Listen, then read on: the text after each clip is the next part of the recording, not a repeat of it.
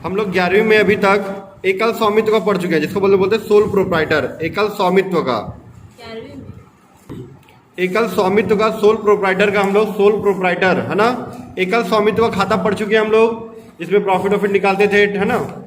देखो, चाहे बिजनेस एकल स्वामित्व का हो, चाहे साझेदारी का हो, चाहे कंपनी का हो, सभी बिजनेस में क्या होता है, खरीदारी बिक्री होता है, परचेज सेल्स होता ही है ना। सेल्स होता है, प्रॉफिट होता है, प्रॉफिट को फिर ग्रॉस प्रॉफिट निकलता है, ग्रॉस प्रॉफिट पर नेट प्रॉफिट निकलता है, नेट प्रॉफिट। अगर एकल स्वामित्व है, अकेला व्यापारी है, तो वो स्वयं रख लेता है।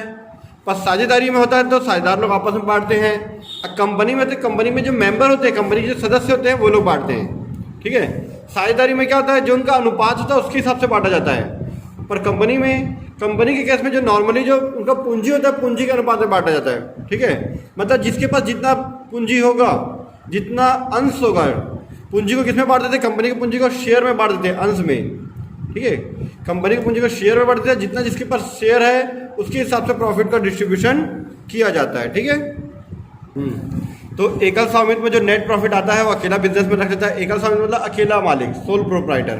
साझेदारी मतलब पार्टनरशिप में जो उनके पार्टनर होते हैं उनके बीच में जो रेशियो होता है, जो उनके बीच में अनुबंध होता है, उसके हिसाब से हम लोग बांटते थे। इसके बारे में भी हम लोग पढ़ चुके हैं।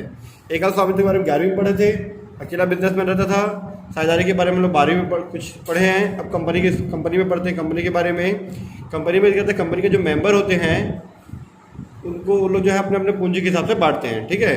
अब देखो, अब ऐसा तो नहीं है कि एकल स्वामित्व में पूंजी लगता है, साझेदारी में पूंजी लगता है, तो कंपनी में पूंजी लगता होगा। कंपनी में भी पूंजी लगता है। मान के चलो किसी कंपनी की पूंजी 50,000 रुपये है। वैसे 50,000 मैं बहुत कम बोल रहा हूँ, 50,000 करोड़ रुपए हो सकता है, 5 करोड़ रुपए हो सकता है, अरबों खरबों रुपए होता है, ठीक है। 50,000 रुपये है कंपनी की पूंजी, ठीक है। अब कंपनी को पूंजी को क्या करते हैं, कैपिटल को, कंपनी के जो कैपिटल है उसको क्या करते हैं, टुकड़ों में बांट देते हैं। टुकड़ों में कैसे बांटते हैं, 10-10 रुपये वाला, 50-50 रुपये वाला, 100-100 रुपये वाला। नॉर्मली 10 से 100 रुपये के लगभग बांटा जाता है। ज़्यादा भी हो सकता है, कम भी हो सकता है। वो कंपनी के साथ 1 रुपये वाला भी हो सकता है ना। मान लीजिए चलो सब 50,000 शेयर है, 50,000 रुपये कैपिटल है, 50,000 रुपीज़ में ना, प्राइस में है। ये 50,000 जो कैपिटल है उसको हम लोग 10-10 रुपये टुकड़ों में बांट रहे हैं। एक शेयर की कीमत, एक अंश की कीमत कितनी है, 10 रुपये। तो कितना हो जाएगा, कंपनी के पास कितना अंश हो जाएगा, 5,000 शेयर आएगा। इसको हिंदी में बोलते हैं अंश। 5,000 शेयर हो जाएगा। कंपनी का जो कैपिटल है उसको मान के चलो 50,000 है, और उसको 10-10 रुपये टुकड़ों में बांट दिए, तो कंपनी का शेयर कितना हो गया, 5,000। और कंपनी 5,000 शेयर को क्या करती है, जनता को निर्गमित करती है, पब्लिक को बेचती है, ठीक है। तो मैं क्या बोल रहा था, जैसे कंपनी की जो पूंजी है उसको टुकड़ों में बांट देते हैं। अगर 100-100 रुपये वाले टुकड़ों में बांट देते तो 500 अंश होता, 500 शेयर होता। यहाँ 50,000 हमारा कैपिटल है, उसको 10-10 रुपये वाले टुकड़ों में बांट रहे। वो कंपनी रजिस्ट्रेशन कराते समय वो लोग आपस में डिसाइड करते हैं कि 10 रुपये वाला करना है, क्या करना है। कंपनी मीटिंग वगैरह होती है, ठीक है। जो भी रजिस्ट्रेशन कराते समय जो भी प्रोसीजर है उसके हिसाब से वो किया जाता है। हमको नहीं ध्यान देना है, हमको ये देखना है कि कितना, हम क्या है, अकाउंटेंट है मान के चलो, हमको अकाउंट बनाना है। तो कंपनी में जो ऑलरेडी हो चुका है, खरीदी बिक्री जो पैसा आ रहा है जा रहा है, उसके बारे में अकाउंट रिकॉर्ड करना है, ठीक है। हम डिसाइड नहीं करते 10 रुपये वाला कि 100 रुपये वाला, कंपनी ऑलरेडी डिसाइड करती है। हमको देखना है कितने रुपये वाला, उसके साथ हम एंट्री करते हैं। अभी 5,000 शेयर है, हो सकता है कंपनी के पास 20 मेंबर हो, किसी के पास 500 है, किसी के पास 50 शेयर है, किसी के पास 20 शेयर है, किसी के पास 10 शेयर है, किसी के पास 1,000 है, किसी के पास 2,000 है। ऐसे जिसके पास जितना जितना शेयर होता है वो उतने परसेंट का कंपनी का क्या बन जाता है, मालिक की तरह होता है। जिसके पास जितना शेयर होगा वो कंपनी का उतने परसेंट का मालिक बन जाता है, ठीक है। ये होता है कंपनी का शेयर। अब कंपनी का जो शेयर का पैसा है, अब मान के चलो शेयर हम लोग, ये शेयर है, ये शेयर का पैसा, ये शेयर को हम लोग किसी को बेचते हैं तो पैसा देगा। और ये पैसा किस चीज़ के बनता है, ये जो शेयर का पैसा होता है क्या बनता है, वो कंपनी का कैपिटल बनता है, ठीक है। जैसे पार्टनरशिप में क्या होता है, साझेदारी लोग अलग अलग साझेदार पैसा लगाते हैं। यहाँ पे क्या होता है, जो कंपनी के सदस्य होते हैं शेयर में पैसा लगाते हैं, शेयर में पैसा लगाते हैं। और कंपनी के शेयर में पैसा लगाने से कंपनी के पास क्या बन जाता है, कैपिटल आ जाता है, ठीक है। अब जैसे कोई 200 शेयर लिया तो 200 शेयर का वो 10 रुपये के हिसाब से 2,000 रुपये दे देगा, है ना। कोई मान के चलो 500 लिया, वो 10 रुपये के हिसाब से 5,000 कंपनी को पेमेंट करेगा। कोई 2,000, कोई 1,500 ले लिया, 1,500 शेयर, 1,500 शेयर मतलब 1,500, 1,500 शेयर का 10 रुपये के हिसाब से वो 15,000 पेमेंट कर देगा। ऐसी कंपनी के पास धीरे धीरे पैसा आती है। अब कंपनी जो भी पैसा आता है कंपनी के पास जो भी पैसा आएगा और जाएगा वो किस में आता है, कंपनी के पास जो भी पैसा आता है और जाता है वो सब बैंक से ट्रांजैक्शन होता है। क्योंकि कैश में क्या हो सकता है, कैश में चीटिंग करने का चांस बढ़ सकता है ना। क्योंकि लोग सदस्य पैसा दे रहे हैं वहाँ पे कंपनी में बैठे हुए अलग लोग जो काम करने वाले हैं, मतलब चीटिंग का ऑप्शन ख़त्म कर देती है। बैंक में पैसा आता है और जाता है तो सारी चीज़ें रिकॉर्ड रहती है कि कब पैसा निकला है, कब पैसा आया है। एक एक चीज़ का रिकॉर्ड रहने से क्या होता है, फोर्जरी करने का मतलब जो चीटिंग वीटिंग करने का जो प्रोसीजर है वो सब का चांस बहुत कम हो जाता है, मतलब नहीं के बराबर हो जाता है। इसलिए कंपनी में जो भी पैसा आएगा बैंक में डेबिट और कंपनी से जो भी पैसा जाएगा बैंक से क्रेडिट। ठीक है, तो कंपनी का जो भी पैसा शेयर के लिए आएगा वो क्या कहलाता है, बैंक अकाउंट डेबिट, मतलब बैंक के डेबिट साइड में आ जाएगा ना, मतलब पैसा कहाँ आएगा, बैंक में आ जाएगा तो बैंक में। ठीक है, बैंक से क्रेडिट होगा। ठीक है, ये था हमारा पहला भाग था। अब दूसरा भाग मैं बताता हूँ क्या है। कंपनी के पास जो पैसा आता है, जैसे मान के चलो हम लोग 50 लाख रुपए मंगा रहे हैं, 50 लाख रुपए हम लोग मंगा रहे हैं। ठीक है, अब हम लोग को उसमें से नया बिजनेस स्टार्ट करना है तो सबसे पहले हमको क्या लेना है, ज़मीन लेना है, लैंड लेना है, ज़मीन। ठीक है, हमको ज़मीन लेनी है। वो ज़मीन मान के चलो कितने लाख रुपए का है, 10 लाख रुपए का। ठीक है, आज हम ज़मीन लेंगे तो कल घर बन जाएगा, नहीं, समय लगता है। फिर घर बनने, बिल्डिंग बनने के बाद मशीन मंगाएंगे, मशीनरी बिजनेस स्टार्ट करना है, बहुत बड़ा फैक्ट्री खोलना है, मशीनरी मंगाएंगे, उसमें समय लगेगा। फिर उसके बाद कच्चा माल मंगाएंगे, फिर उसके बाद वर्कर आके काम करना स्टार्ट करेंगे, समय लगता है, साल 1.5 साल भी लग सकता है, 6 महीना 5 महीना भी लग सकता है। मान के चलो हम लोग जनवरी के महीने में ज़मीन खरीदे तो ज़मीन भी ऐसे नहीं कि आज पैसा आ गया हमारे पास तो तुरंत खरीद लिया, उसमें भी समय लगता है। ठीक है, कोई भी घर या ज़मीन खरीदने में समय लगता है, कहीं अच्छे लोकेशन देखते हैं कहाँ है, क्या रेट में मिल रहा है, कैसे जगह में मिल रहा है, सब चीज़ें देखना पड़ता है। मान के चलो हमको 50 लाख रुपये मंगाना है तो क्या कर रहे हैं हम लोग, चिल्लर में मंगा रहे हैं, मतलब किस्तों में मंगा रहे पैसा, क्योंकि 50 लाख रुपए हम लोग एक साथ मंगाएंगे तो 1 लाख एक साथ हमारा पैसा क्या होगा, बैंक में फंस जाएगा। अब पैसा मंगा रहे हैं तो उनको डिविडेंड भी देना पड़ता है।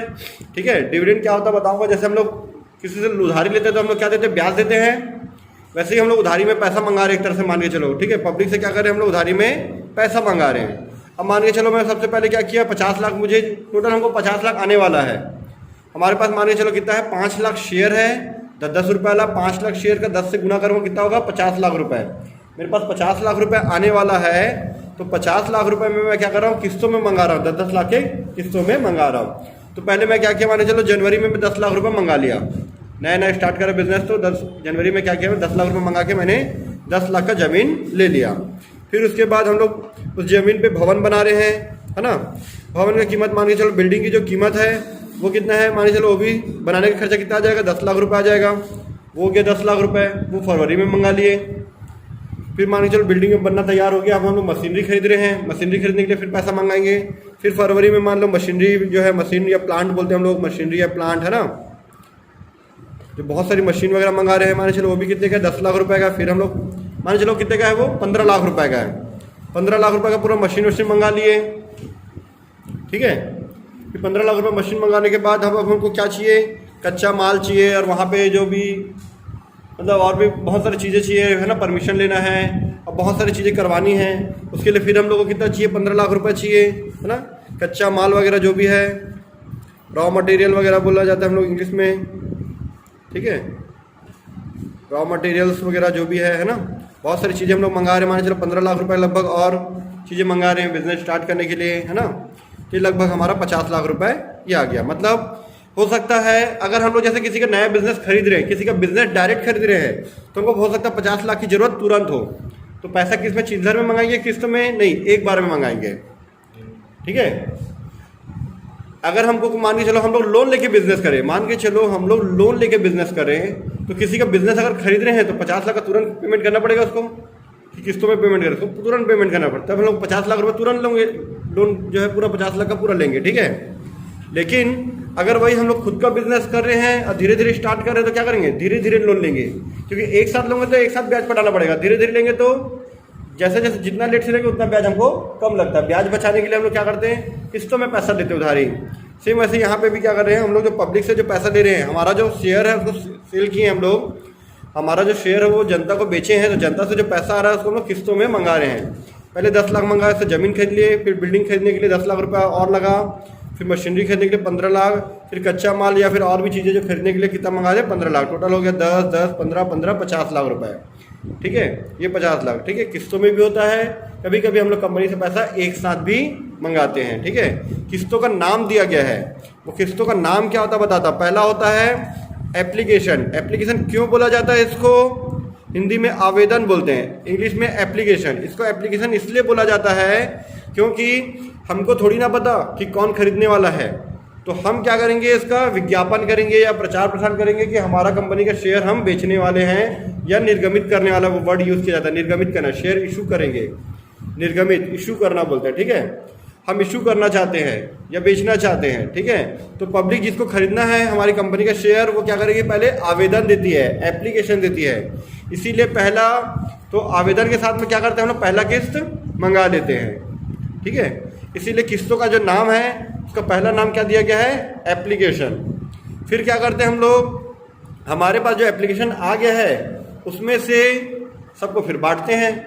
बांटना को क्या बोलते हैं, आवंटन, इंग्लिश में बोलते हैं अलॉटमेंट, ठीक है। फिर और तीसरा किस्त मंगाना है, तो तीसरे किस्त का नाम बोलते हैं फर्स्ट कॉल, फर्स्ट कॉल।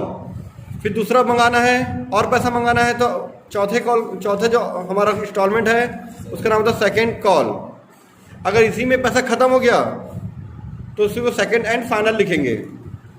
अगर और पैसा मंगाना है, बचा हुआ पैसा मंगाना, तो लिखेंगे थर्ड कॉल।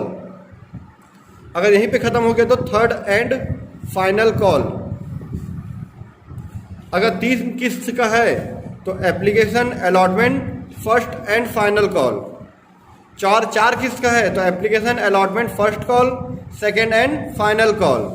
अब 5 किस्त का है तो application, allotment, first call, second call and third and final call. इस तरह से हमारा ये किस्तों का नाम होता है। और 2 ही किस्त है तो एप्लीकेशन और अलॉटमेंट, और एक बार में पैसा मंगा लेंगे तो सिर्फ एप्लीकेशन का एंट्री होता है। और जितने भी किस्त होती है सबकी डबल एंट्री होती है, 2 एंट्री होती है। एक होता है पैसा आ रहा है बैंक में तो बैंक वाली एंट्री, और दूसरा उसको क्या करते हैं, ये जो पैसा किस चीज़ का है वो बिजनेस का है। अब बिजनेस का पैसा कहाँ ट्रांसफर करते हैं हम लोग, कैपिटल अकाउंट में, है ना। जैसे हम लोग 11th में पढ़े थे ना, बिजनेस के लिए पैसा आ रहा है तो कैश अकाउंट डेबिट या business bank account debit to capital account. वैसे ही जो भी पैसा आता है बैंक में आता है, और बैंक का पैसा कहाँ ट्रांसफर करते हैं हम लोग, कैपिटल अकाउंट में ट्रांसफर करते हैं। तो एक बैंक वाला एंट्री, एक कैपिटल वाला एंट्री। एप्लीकेशन का वैसे ही, एप्लीकेशन का 2 एंट्री होगा, एक बैंक वाला, एक कैपिटल का। फिर अलॉटमेंट का 2 एंट्री होगा, बैंक वाला, कैपिटल का। फर्स्ट कॉल का 2 एंट्री, बैंक वाला, कैपिटल, मतलब इसी तरह से एक एंट्री बैंक वाला होता है, एक एंट्री कैपिटल वाला होता है, ठीक है।